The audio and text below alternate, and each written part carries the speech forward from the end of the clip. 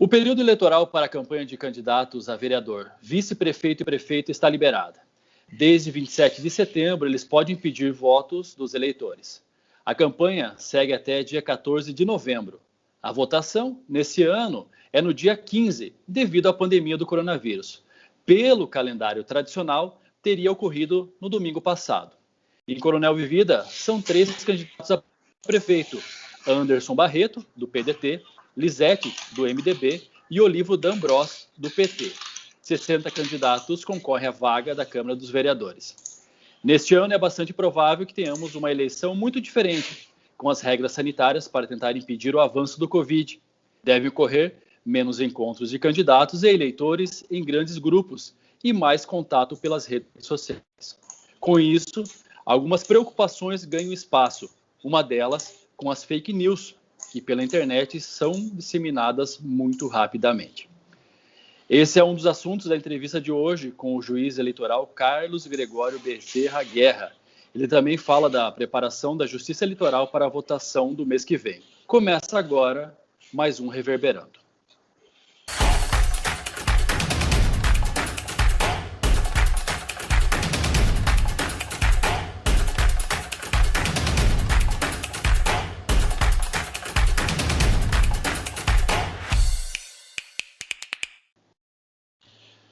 Doutor Carlos Gregório, seja bem-vindo a mais um Reverberando. Muito obrigado por aceitar o nosso convite. É um prazer recebê-los aqui. Iniciamos já essa conversa aí com a saudação inicial e também já com uma pergunta. Como está começando a campanha? Tudo dentro das normalidades aqui na nossa comarca? Olá.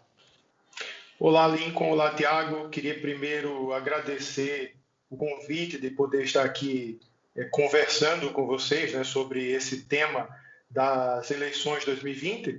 É importante que a gente traga à população essas informações acerca do nosso processo, né, eleitoral desse ano, né, que é um processo eleitoral municipal e que nós sabemos que tem uma grande relevância para as pessoas, né?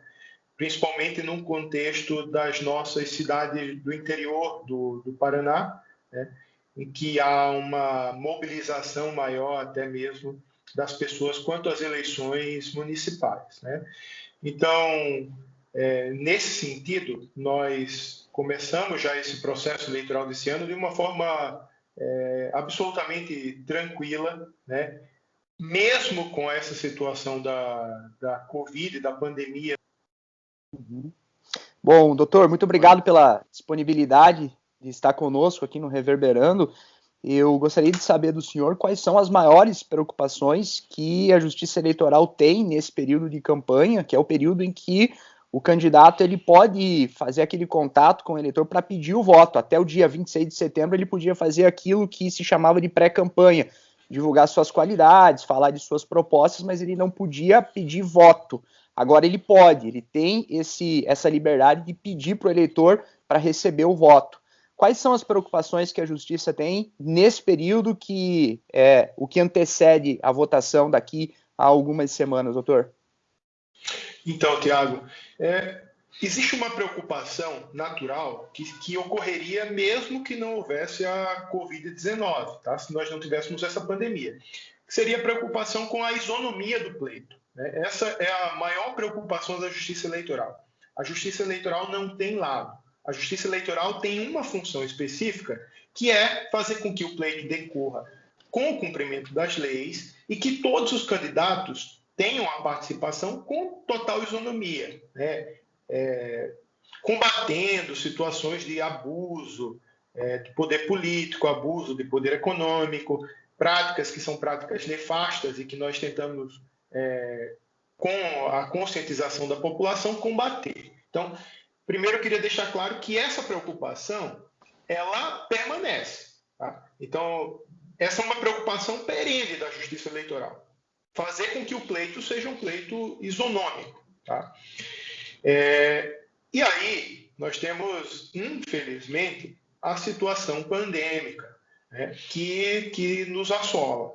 Então, a nossa segunda preocupação, e talvez a maior delas, é evitar que as eleições sejam um modo de disseminação da Covid, né? Porque nós sabemos que existiram e continuam existindo diversas medidas restritivas à população, né? Nós sabemos que, inclusive, alguns setores econômicos continuam com as atividades praticamente paradas, né? Se a gente for pensar no setor de eventos, é uma situação extremamente difícil, né? E não pode ser o processo eleitoral um ator, né, um elemento de disseminação da Covid-19, tá? Então, qual é a nossa preocupação? É que os candidatos possam ter acesso às pessoas, possam transmitir as ideias que têm, possam estar, né, trazendo aqui para que as pessoas possam escolher melhor em quem vai votar, mas, ao mesmo tempo, que essa possibilidade de contato não crie não maximize a possibilidade de transmissão da Covid-19, né? Então, essa é uma preocupação que nós temos com relação à campanha eleitoral. Doutor, dentro dessa questão que o senhor acabou de falar, as reuniões políticas, elas podem ocorrer se respeitados os cuidados ali para prevenir esse coronavírus? Sim, o TSE ele fez uma parceria com alguns grandes institutos relacionados à saúde pública e desenvolveram uma cartilha, tá? Então, em um primeiro ponto, não houve qualquer tipo de vedação por parte do Congresso Nacional. O Congresso Nacional alterou algumas normas eleitorais em razão da situação da Covid-19, contudo, não fez qualquer tipo de restrição à possibilidade da realização de campanha. Muito embora a lei eleitoral traga uma previsão expressa que os candidatos eles devem obediência às normas, né, sanitárias, né, as normas sanitárias. Contudo, não há uma vedação expressa ao contato entre o candidato e os eleitores. Há, em verdade, uma recomendação que tem um caráter mais do que uma recomendação, um caráter vinculante, que foi posto pelo TSE e que a forma como nós entendemos também aqui na nossa zona eleitoral, que não deve haver aglomeração de pessoas. Então, o candidato pode sim, né, ter o contato, às vezes vai até um comércio, conversa com um comerciante, ou vai até uma casa, conversa com alguma pessoa, mas ele não pode criar uma aglomeração de pessoas, né? Algumas soluções práticas que nós temos visto em algumas cidades é a realização de carreatas, né, em que as pessoas estão em seus carros, então acaba não tendo ali um contato mais próximo, né? A realização de algum tipo de reunião em espaços amplos, com limitação de pessoas, tá? Uso de máscara, obviamente, uso de álcool gel, obviamente. Então, esses cuidados mínimos são necessários. E, eventualmente, se isso não for cumprido, vai ser repassado para a Justiça Eleitoral, né? A Justiça Eleitoral vai saber de algum modo e nós vamos tomar as providências cabíveis, né? Que pode ser até mesmo a vedação de determinados atos de campanha, né? Sob pena de multa. Então, eu creio que não seja do desejo de nenhum dos candidatos que isso ocorra e esperamos também que haja alguma consciência, né? Porque se a pessoa tem a pretensão de de ocupar um cargo público eletivo, ela deve ter a consciência do mistério dela, da função dela, que é, em primeiro lugar, cuidar do coletivo, né? E não apenas de menores e imediatos. Nós fizemos, doutor, há algum tempo já um programa específico sobre fake news E em alguns outros programas esse tema acabou aparecendo como uma vertente. E ele também é assunto aqui da nossa entrevista. A gente sabe que fake news não é algo que surge. As fake news, elas sempre existiram, mas em alguns outros formatos. Nós temos agora esse formato digital, e como o Lincoln mencionou no começo do programa, com a internet, com a facilidade de se comunicar hoje com as pessoas pelo meio virtual, a disseminação das fake news ela é muito rápida, muito maior do que ela era até antes da popularização desse universo digital, no qual as pessoas hoje se relacionam muito, no qual elas estão muito presentes. Então a pergunta é, como é que o senhor acha que podem atrapalhar o processo eleitoral, doutor? Eu acho que você pontuou muito bem que as fake news não são um fenômeno que surgiu agora, né? Não é um fenômeno que surgiu agora. É algo que nós temos, inclusive, experiências, né, da constatação disso. Eu tenho um exemplo específico que cito, que foi na minha cidade natal. Eu não sou nascido aqui, eu sou nascido no interior do Rio Grande do Norte, numa cidade chamada Macau, e em uma das eleições, né, na véspera do pleito, o grupo adversário a um dos candidatos distribuiu diversos aqueles poderia chamar de santinhos, talvez, né, em que divulgava a prática de um crime por parte daquele candidato, e um crime perverso, um crime de estupro, né, que é algo que nos deixa todos cria em todos nós uma reprovação muito grande, né? Inclusive a pessoa que é acusada disso, né? E isso teve um efeito no próprio pleito, porque esse candidato que nas pesquisas estava em primeiro lugar acabou perdendo o pleito no dia seguinte, né? Então foi algo que é uma experiência, né, que eu tive prática de uma situação, de uma notícia falaciosa, né, porque após isso foi mais do que comprovado que não tinha havido qualquer tipo não tinha havido aquela prática, né, por parte daquele candidato. E hoje, como você bem disse, o grande problema que temos é que isso é disseminado em uma velocidade absurda, né? E atinge um número de pessoas, né, enorme. Tá? Então, a fake news pode ter um papel péssimo nesse processo de escolha. Porque, se tratando de uma inverdade, ela vai criar um juízo falso no eleitor, e o eleitor pode acabar decidindo em quem vai votar a partir daquele juízo falso, né? E isso tem toda uma consequência do candidato que está sendo eleito. Tá? Porque se alguém é eleito com base em fake news, é de se duvidar acerca até mesmo do que ele afirma, né? Então, esse é um ponto importante que nós temos que estar atentos. Tá? E a Justiça Eleitoral está atenta a isso.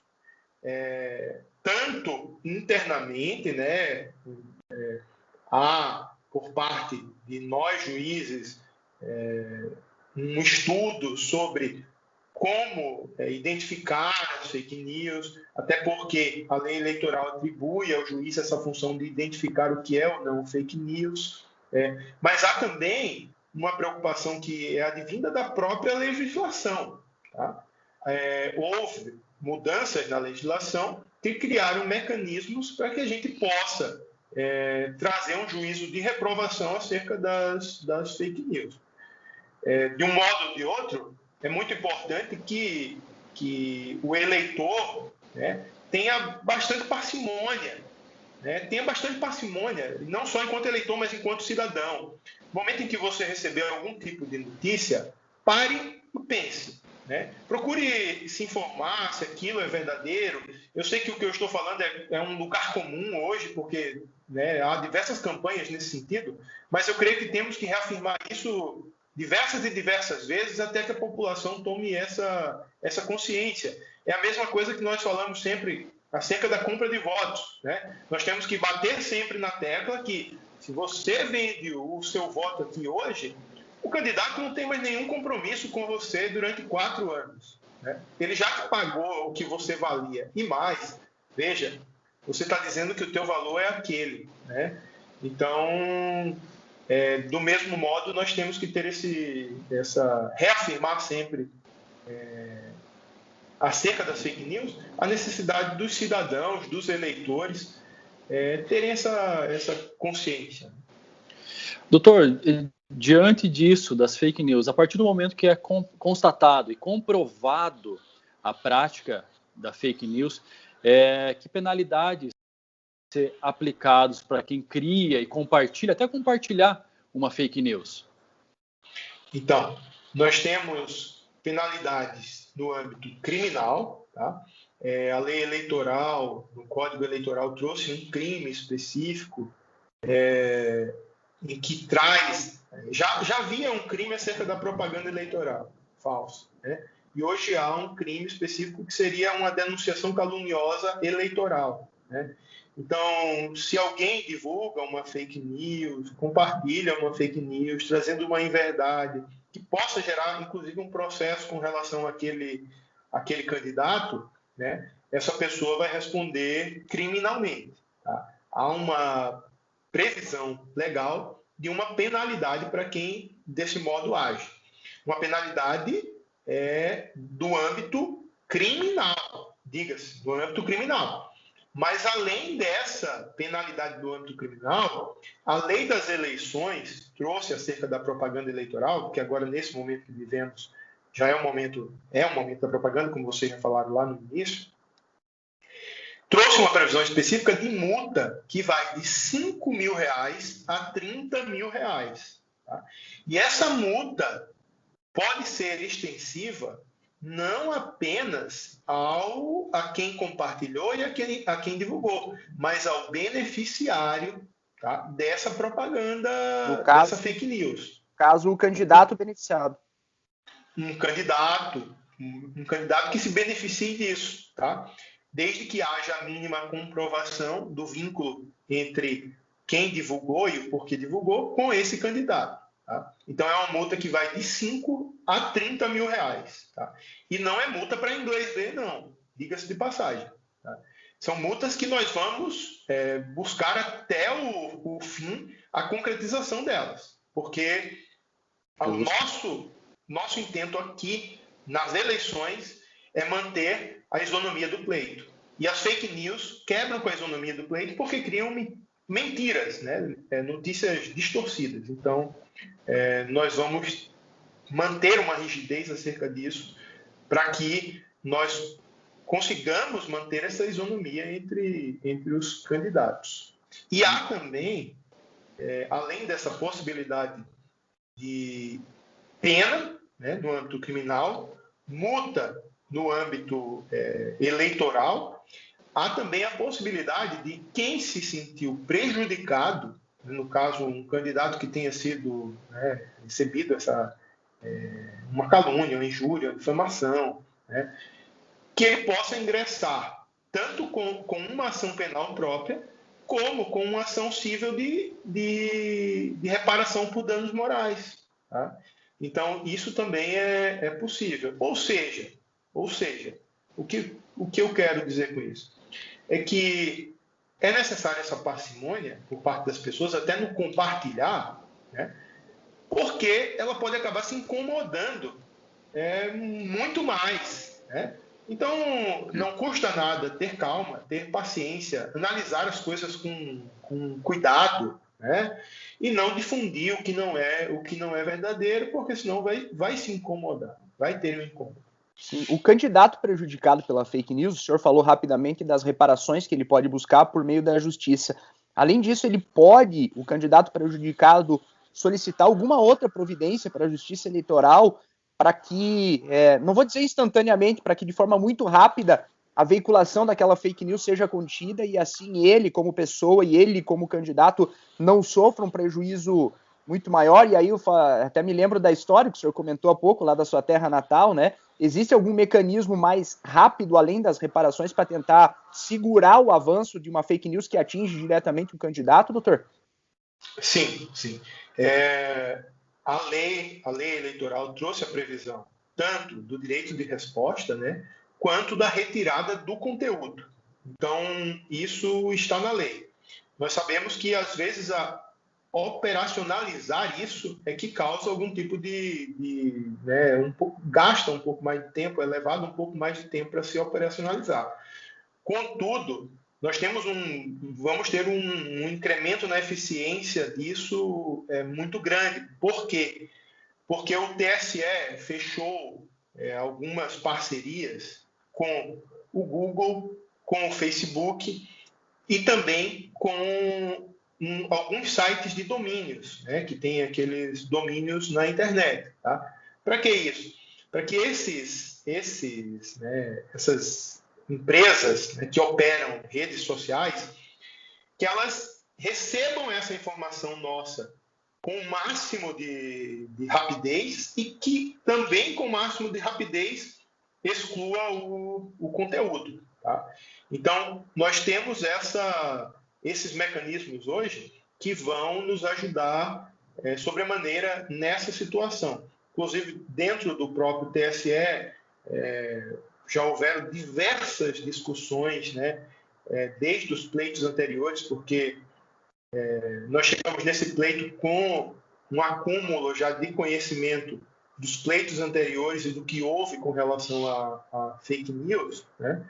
E então é mais fácil para que a gente consiga executar, né, essas medidas de retirada de conteúdo de uma forma mais rápida. Doutor, voltando ao tema da pandemia, nessa questão de restrições, e mesmo tendo todos os cuidados, na opinião do senhor acha que o índice de abstenções pode aumentar nesse período? Então, Lincoln, eu acho que nós temos que separar algumas realidades, né? Nós sabemos que a realidade das grandes capitais, né, ou das grandes cidades brasileiras é uma, e a realidade das cidades menores, né, cidades do interior, é outra. Tá? Se procurarmos, né, alguns estudos ou notícias específicas à previsão de abstenção nessas eleições, é quase unânime que todos falem que vai haver um incremento da abstenção. Tá? E aí nós temos, além do fator Covid-19, outros fatores, né? E um dos fatores que talvez seja o fator mais preocupante é a descrença da população no nosso sistema de representação política, né? Infelizmente, há de um modo geral, né, na população, perdeu-se um pouco daquela crença que existia nos políticos e nas instituições mesmo. Né? Então, nós temos, em primeiro lugar, que reconhecer isso, né? E começar a pensar seriamente nisso, né? Até para que a gente possa ter uma sociedade que continue se desenvolvendo em harmonia, né? Porque se a população, de um modo geral, começar a descrer completamente no processo eleitoral, né, no processo político eleitoral, aí nós corremos o risco de chegar em situações que são indesejadas, né, de instabilidade política, o que não é bom para absolutamente ninguém. Né? Uma sociedade organizada, né, é sempre desejável, né, que a gente possa tentar efetuar as mudanças que desejamos enquanto sociedade, enquanto coletivo, de uma maneira calma, de uma maneira pacífica, né, dentro do possível. Né? Contudo, há também o fator Covid-19.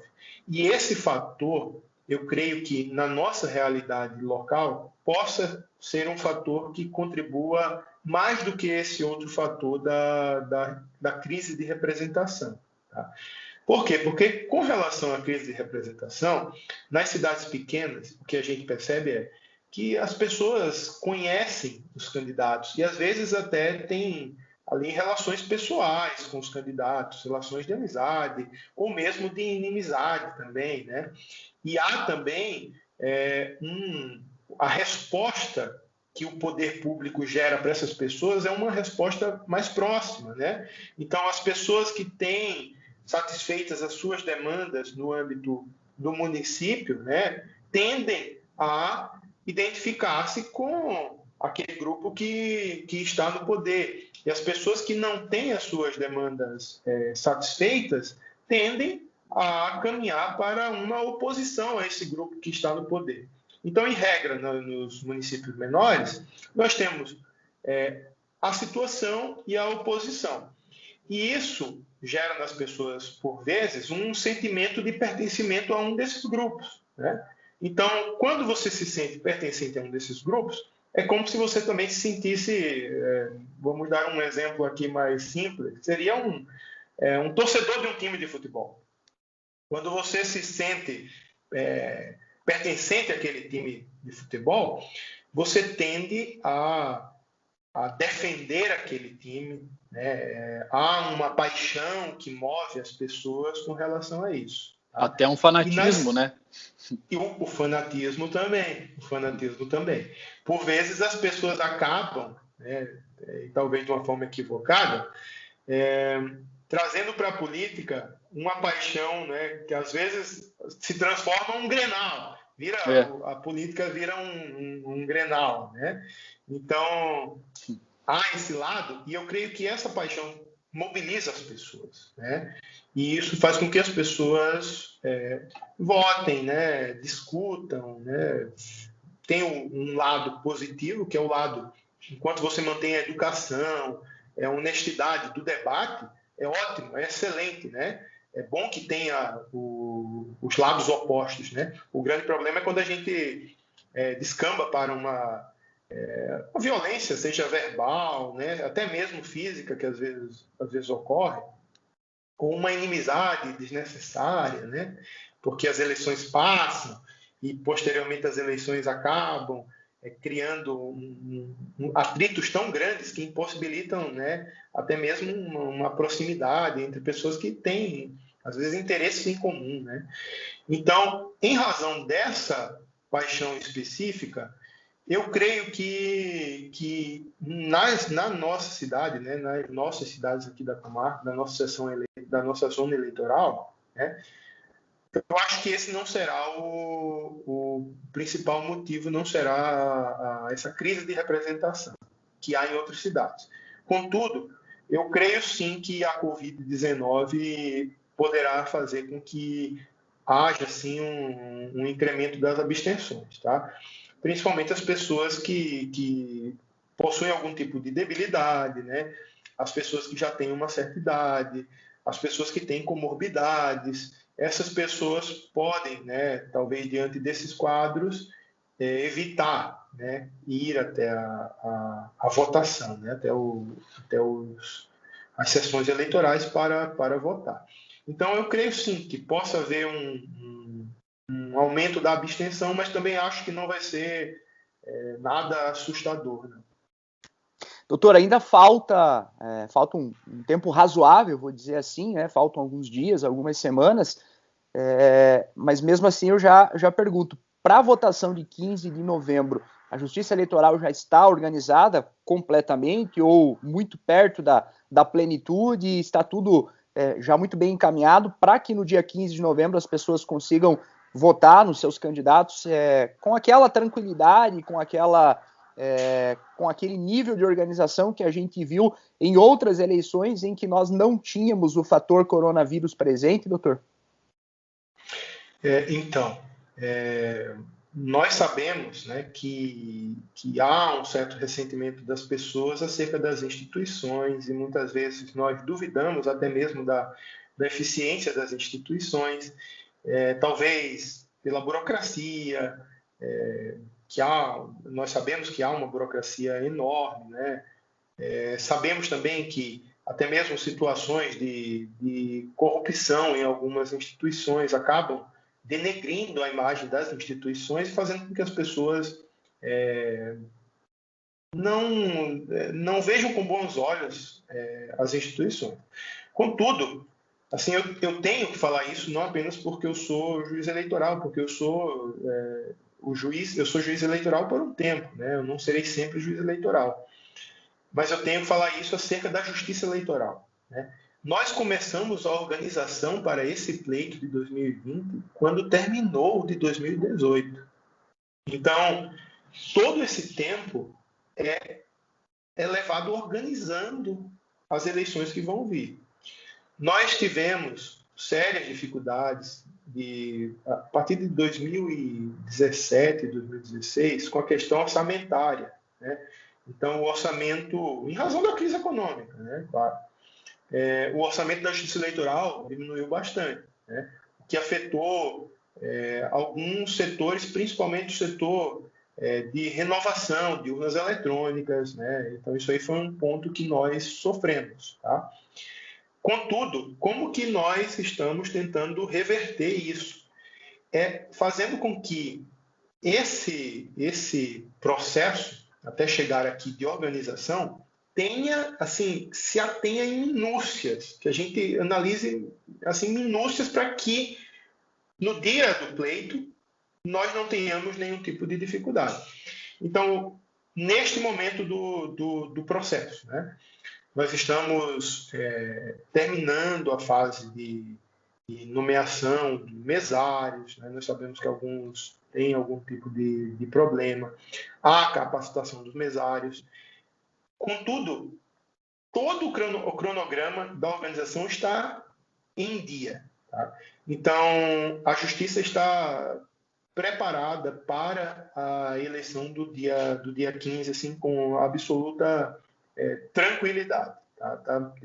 Isso aí a população pode ficar tranquila, tá? Porque o pleito, com relação a essa organização para a votação, está absolutamente tranquilo. Maravilha. O legal é a gente perceber essa preparação, né? Toda essa antecipação que a justiça está fazendo, né? Isso dá um conforto. Mas e as pessoas? Que cuidados que as pessoas deverão tomar por causa ainda do provável cenário ainda do coronavírus no dia da votação? Há também essa cartilha, né, que foi uma cartilha elaborada pelo TSE, juntamente com instituições, né, respeitadas no âmbito da saúde pública. Tá? Então, o primeiro e elementar, a primeira e elementar recomendação é que quem estiver com febre no dia do pleito não saia de casa. Então, essa é uma recomendação que há por parte da Justiça Eleitoral e do Tribunal Superior Eleitoral. Essa é a primeira recomendação. Há algumas outras recomendações, como não é o nosso caso, porque aqui nós dificilmente vão ser algumas situações específicas que pessoas vão utilizar o transporte coletivo. Tá? Mas, ao utilizar o transporte coletivo, né, uso de máscara, higienização das mãos e um distanciamento mínimo entre as pessoas. Quando adentrar no local de votação. Em primeiro lugar, não levar crianças. Segundo lugar, não se alimentar, não beber água, não fazer nada disso ali que faça com que seja necessário a retirada da máscara. Tá? Esse é um primeiro ponto. Uma outra recomendação. Na fila vai haver algumas balizas, assim, alguns adesivos no chão que funcionarão como balizas para um distanciamento mínimo entre as pessoas. Tá? Então, manter esse distanciamento de 1 metro. Tá? Fica na fila, vota e vai embora. Tá? Nada de permanecer no local de votação. Isso já não podia antes, mas agora nós vamos precisar ser mais rígidos com relação a isso. Votou, vai para casa. Não criar qualquer tipo de aglomeração nos locais de votação, de forma alguma, e quando for para efetivamente votar, que tenha sua caneta levada de casa, tá? Para poder assinar. Se o mesário, quando for entregue o documento de identificação, precisar, ele vai pedir para a pessoa dar 2 passos para trás do limite mínimo que ela já está e baixar a máscara para que ele possa conferir a identidade com a pessoa. Tá? Então, essas são medidas básicas. O uso do álcool gel antes de ir para a urna de votação, a urna eletrônica, vai ser necessário que se higienize a mão. Vai ter que passar álcool gel para poder se dirigir até lá. Então, são medidas básicas, medidas simples, que buscam amenizar e diminuir a possibilidade de um contágio quando do pleito eleitoral. Deixa eu só fazer uma observação antes de você encerrar, Lincoln. Tem também uma recomendação para que o primeiro momento ali seja dedicado aos idosos, né, doutor? Isso. Vai haver uma primeira parte da votação. É claro, não há uma vedação expressa, mas é uma recomendação que nessa primeira parte da votação seja deixado para que os idosos votem, né? Que já é algo, em verdade, já é algo que a gente percebe que é o que ocorre mesmo nos demais pleitos, né? Geralmente as pessoas idosas procuram mais o período inicial da votação. E há também a extensão, né? Legal. Doutor, a gente está encerrando agora essa edição do Reverberando. O senhor gostaria de complementar alguma coisa? Gostaria de deixar alguma mensagem para... Ficou bem claro, né? Esse bate-papo aí foi muito bom, muito proveitoso, mas o espaço está aberto para o senhor. Né?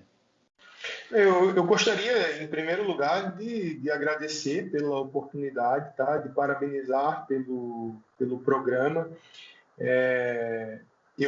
Antes da participação, eu acabei assistindo um especificamente sobre o suicídio, né?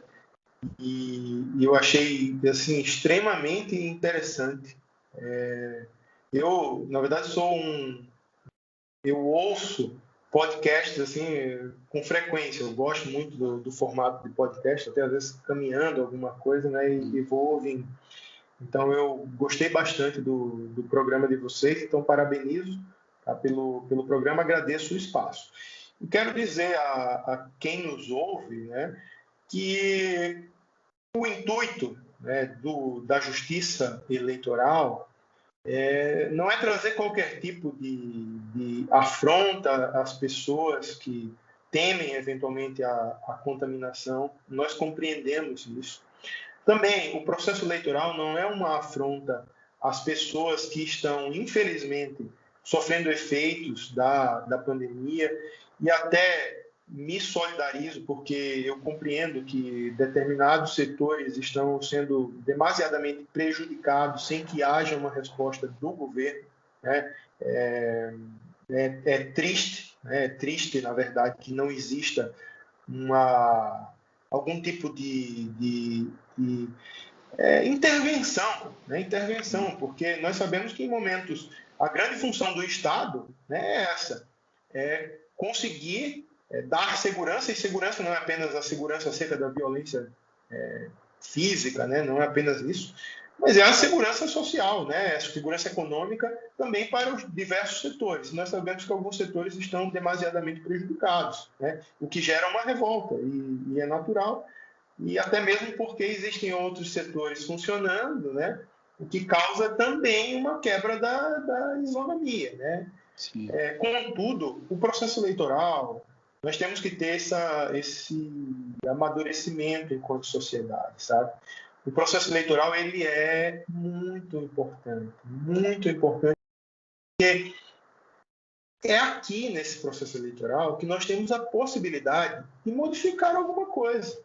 Tá? Se não for nesse processo eleitoral, e é claro que eu não digo que a sociedade deva se basear apenas no processo eleitoral, nós temos que, acabou o processo eleitoral, acabou as eleições, nós temos que ter uma fiscalização permanente enquanto sociedade, temos que ter uma cobrança enquanto sociedade, temos que ter instrumentos efetivos para que a sociedade participe do poder.